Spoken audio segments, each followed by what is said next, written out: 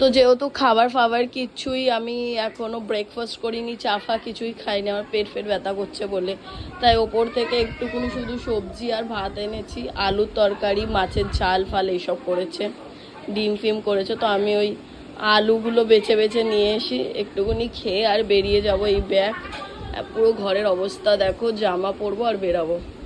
Hello everyone, good morning সবাইকে। Just ঘুম থেকে উঠলাম আর এত বেশি আমার শরীরটা খারাপ করছে, এত বেশি পেট ব্যথা করছে, আমি থাকতে পারছি না, যন্ত্রণা করছে এত, আমি জানি না কেন।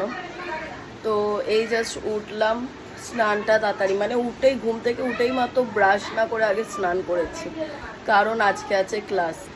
স্নান ধান করে তারপর আমি ব্রাশ করলাম, তারপর নিলাম এই যে পার্সেলটা, অ্যামাজন থেকে অর্ডার করেছিলাম, কি আছে আনবক্সিং করার পর বলবো।